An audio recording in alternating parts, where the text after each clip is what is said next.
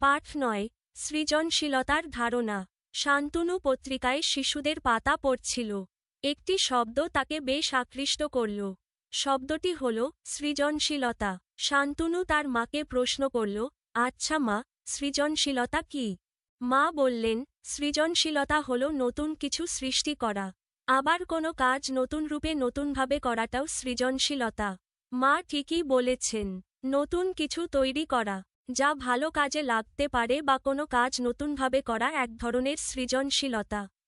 যেমন, মেঝেতে আলপনা আঁকা, কবিতা বা গল্প লেখা, ছবি আঁকা, পোকার আক্রমণ থেকে ধান ক্ষেত রক্ষার জন্য নতুন পদ্ধতি উদ্ভাবন, কোন প্রয়োজনীয় জিনিস তৈরি করা ইত্যাদি। সৃজনশীলতা আমাদের সবার ভেতরেই থাকে। একেকজনের ভেতর থাকে এক এক রূপে। একেকজন এক এক বিষয়ে সৃজনশীল হয়ে থাকেন। আমাদের ভেতরের লুকানো সৃজনশীলতা আমরা নানা রকম কাজের মাধ্যমে প্রকাশ করি। সাদিয়া স্বপ্ন দেখে সে বড় হয়ে নতুন কিছু উদ্ভাবন করবে। এখন থেকেই সে তার আশেপাশের নানা রকম বাতিল বা ফেলে দেওয়া জিনিসপত্র দিয়ে প্রয়োজনীয় অনেক কিছু বানায়। সে তার বাতিল কলমগুলো গলিয়ে পেপারওয়েট বানিয়েছে। পুরানো গ্লাস আর রঙিন কাগজ কেটে কলমদানি বানিয়েছে। শিক্ষক তার এসব বানানোর কথা শুনে বললেন, আমাদের সাদিয়া একজন সৃজনশীল মেয়ে। এজাজ এবং তার কয়েকজন বন্ধু মিলে ঠিক করল যে তারা তাদের শ্রেণীকক্ষকে সুন্দর করে সাজাবে। তাই এজাজ ও তার বন্ধুরা মিলে বেশ কিছু রঙিন কাগজ সংগ্রহ করল। তারপর তারা সেসব কাগজ কেটে বিভিন্ন রকম সুন্দর সুন্দর ফুল পাতা পাখি বানিয়েছে। সেসব ফুল পাতা পাখি দিয়ে তারা সুন্দর করে তাদের শ্রেণীকক্ষ সাজিয়েছে। খবর শুনে প্রধান শিক্ষক দেখতে এলেন। তিনি সবার এই সৃজনশীল উদ্যোগ ও কাজের খুব প্রশংসা করলেন। সবাইকে উদ্দেশ্য করে তিনি বললেন, শুধু শ্রেণীকক্ষ নয়, বরং সবাই আমরা আমাদের নিজেদের ঘর, পড়ার টেবিল কিভাবে সাজিয়ে রাখি ইত্যাদিও সৃজনশীলতার পরিচয় বহন করে। তোমরা কি কখনো ভেবেছ, আমরা কিভাবে নতুন নতুন জিনিস বানাই, কিভাবে এসব নিত্য নতুন জিনিস বানাবার বুদ্ধি পাই? আসলে আমরা সচেতন এবং অবচেতন উভয় অবস্থায় আমাদের চারপাশের নানা বস্তু, বিষয় ও ঘটনা নিয়ে ভাবি। ভাবনার ভেতরেই নতুন বুদ্ধি চলে আসে। তাই আমরা যদি সৃজনশীল হতে চাই, তবে আমাদের নানা বিষয় নিয়ে ভাবতে হবে, মনের ভেতর থেকে নতুন, সুন্দর এবং প্রয়োজনীয় কোনো কিছু করতে চাইতে হবে। চিত্র, রঙিন কাগজ দিয়ে ফুল তৈরির পদ্ধতি।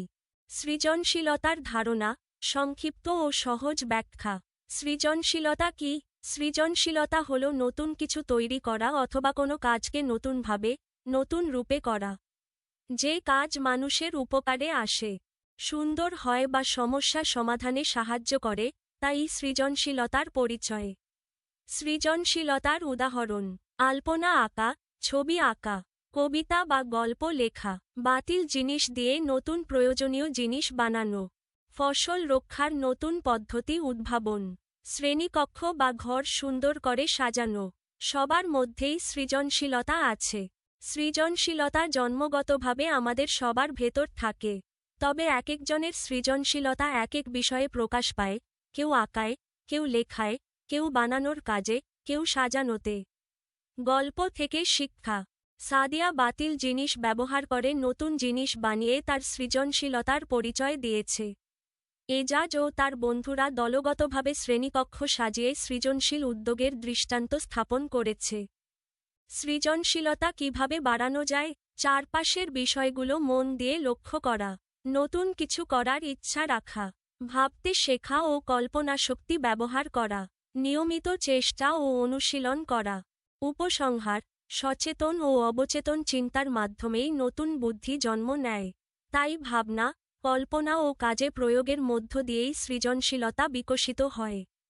পাঠ ১০ কাজের ক্ষেত্রে সৃজনশীলতা।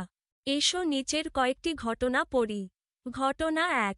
সাথী কবিতা খুব ভালোবাসে এবং তার সহপাঠীরা মিলে একটি দেওয়াল পত্রিকা তৈরির চিন্তা করল। এই ব্যাপারে প্রথমেই তারা তাদের শ্রেণীশিক্ষকের পরামর্শ পড়ে থাকা বাঁশ দিয়ে তৈরি করল দেওয়াল পত্রিকার ফ্রেম আর নিল। শ্রেণীশিক্ষক তাদের চারপাশ থেকে পাওয়া সামগ্রী দিয়ে দেওয়াল পত্রিকা বানাবার জন্য বললেন। সাথে সাথে শিক্ষক মহোদয় এটাও বললেন যে দেওয়াল পত্রিকায় যেন সবার অংশগ্রহণ থাকে। তাই সাথী ও তার বন্ধুরা মিলে স্কুলের বাগানে স্টোররুমে পড়ে থাকা চট দিয়ে পত্রিকার জমিন দেওয়াল। তারপর তারা সবাই মিলে বেশ কিছু কবিতা সংগ্রহ করে আটকে দিল চটের ওপর। এভাবে তারা তাদের দেওয়াল পত্রিকা তৈরি করল। তাদের এই কাজ দেখে সবাই খুব প্রশংসা করল। সবাই বলল, এটি দারুণ সৃজনশীল কাজ। ঘটনা 2, সে রায়ানের কোনো জিনিসই ফেলে দিতে ইচ্ছে করে না। তার সব সময়ই মনে হয় যে আমরা যেসব জিনিস ফেলে দিই সেসব জিনিস দিয়েও প্রয়োজনীয় ও সুন্দর অনেক জিনিস তৈরি করা যায়। তাতে অপচয় অনেক কম হয়। তাই রায়ান ফেলে দেওয়া জিনিস সংগ্রহ করে নানা রকম জিনিস বানাবার চেষ্টা করে।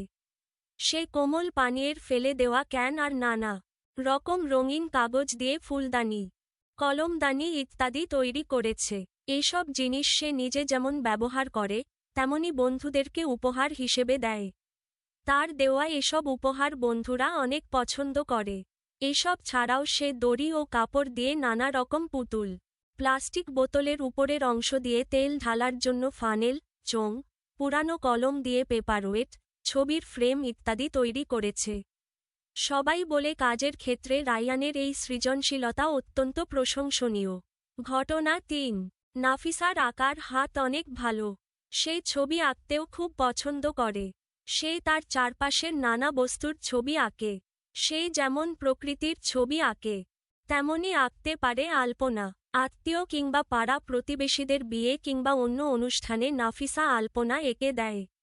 সবাই নাফিসার আঁকা নতুন ডিজাইনের আলপনা খুব পছন্দ করে এবং তার এ ধরনের সৃজনশীল কাজের প্রশংসা করে।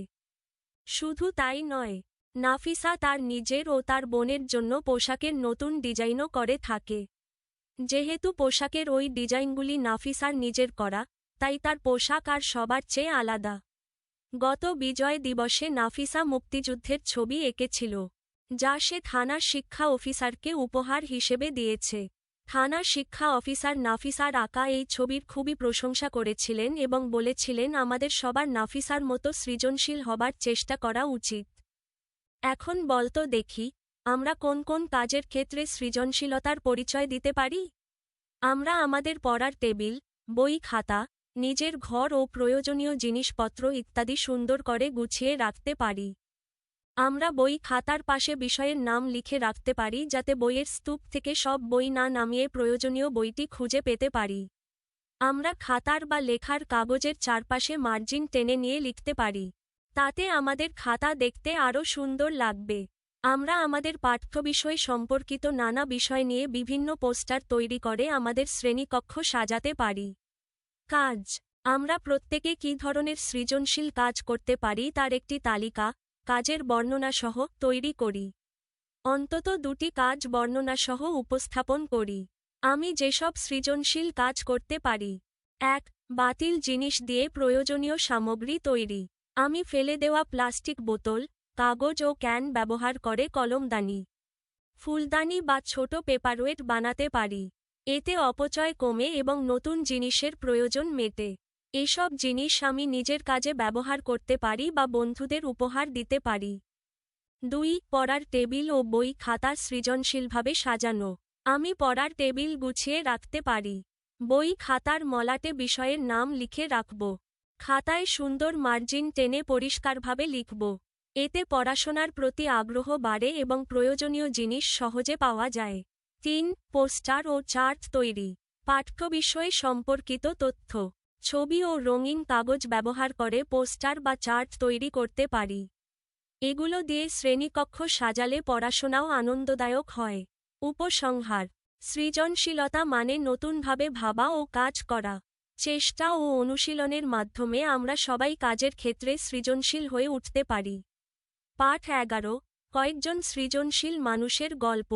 এরই মধ্যে আমরা সৃজনশীলতা সম্পর্কে জেনেছি। এই পাঠে আমরা জানব কয়েকজন সৃজনশীল মানুষের গল্প। যদিও প্রতিটি মানুষই কম বেশি সৃজনশীল, তবুও কিছু কিছু মানুষ রয়েছেন যাদের সৃজনশীলতা পৃথিবী বিখ্যাত। তেমন কয়েকজন মানুষের গল্প আমরা এই পাঠে জানব। রবীন্দ্রনাথ ঠাকুর। গল্প বা কবিতা লেখাও এক ধরনের সৃজনশীলতা। রবীন্দ্রনাথ আমাদের নোবেল বিজয়ী কবি।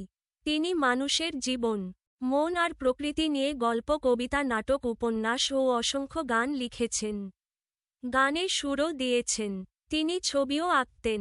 তার সে লেখায়, কথার বুননে, শব্দ চয়নে, বাক্যের গাঁথুনিতে সবার উপরে জীবন ও দর্শন নিয়ে ভাবনা চিন্তার প্রকাশে আমরা তার সৃজনশীলতার পরিচয় পাই। শিল্পাচার্য জয়নুল আবেদিন। রং আর তুলিতে যার সৃজনশীলতা হয়ে উঠেছিল বাস্তব, তিনি শিল্পাচার্য জয়নুল আবেদিন।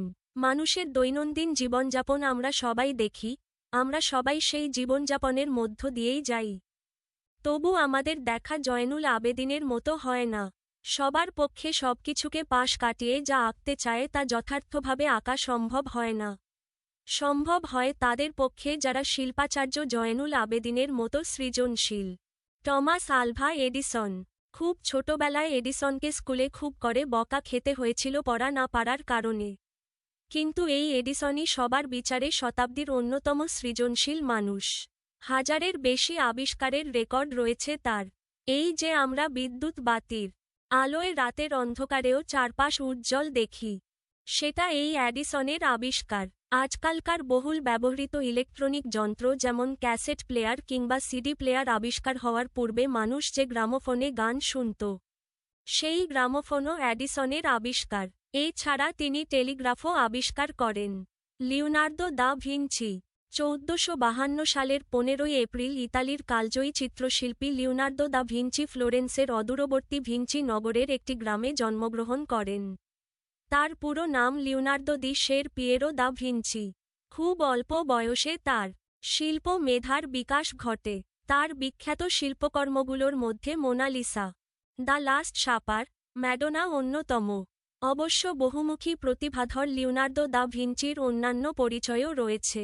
তিনি একাধারে ভাস্কর, স্থপতি, সঙ্গীতজ্ঞ, সমরযন্ত্রশিল্পী এবং বিংশ শতাব্দীর বহু বৈজ্ঞানিক আবিষ্কারের স্রষ্টা। আমরা যে আকাশে হেলিকপ্টার উড়তে দেখি, আকাশে পাখির ওড়া দেখে তার নকশা তিনিই প্রথম করেছিলেন। লিওনার্দো এক ধরনের প্লাস্টিক ও ক্যামেরা তৈরি করেছিলেন। কন্ট্যাক্ট লেন্স এবং স্টিম ইঞ্জিন নিয়ে লিখে গেছেন। আকাশ কেন নীল তা ব্যাখ্যা করেছেন। তিনি এই সব করতে পেরেছিলেন তার চমৎকার সৃজনশীলতার গুণে। তার জীবন হল সৃজনশীলতার এক উৎকৃষ্ট উদাহরণ। লিওনার্দো সবসময় আচ্ছন্ন ছিলেন বৈজ্ঞানিক আবিষ্কারে এবং সেই সাথে পর্যবেক্ষণ এবং পরীক্ষণের মাধ্যমে যে কোনো প্রশ্নের উত্তর খুঁজে পেতে চাইতেন। আর এর সুস্পষ্ট ছাপ রয়ে গেছে তার লেখালেখিতেও। খেয়ালি রাজকুমারের মতো এলোমেলোভাবে নোটবুকের পৃষ্ঠায় ভিঞ্চি তার চিন্তাভাবনা লিখে রেখে গেছেন। আলোক বিজ্ঞানের উপর কোনো লেখার পাশেই হয়তো আঁকা হয়েছে কোনো মুখের স্কেচ, বা কোনো নির্দিষ্ট রং কিভাবে তৈরি করা যাবে তার সংক্ষিপ্ত বর্ণনা, বা কোনো নির্দিষ্ট রোগ থেকে কিভাবে মুক্তি পাওয়া যাবে তার উপায়। দলগত কাজ। সৃজনশীল আরও কয়েকজন মানুষের একটি তালিকা, কাজের বর্ণনাসহ, তৈরি করে উপস্থাপন করো। সৃজনশীল মানুষের তালিকা, কাজের বর্ণনাসহ। ১. কাজী নজরুল ইসলাম। তিনি বাংলাদেশের জাতীয় কবি। কবিতা, গান, গল্প ও প্রবন্ধ লেখায় তার সৃজনশীলতার প্রকাশ ঘটেছে। তিনি বিদ্রোহ, মানবতা ও সাম্যের কথা নতুন ভাষা ও সুরে তুলে ধরেছেন। তার রচিত নজরুলগীতি আজও মানুষের প্রেরণার উৎস। ২. শেখ মুজিবুর রহমান। তিনি একজন মহান রাজনৈতিক নেতা ও চিন্তাশীল মানুষ।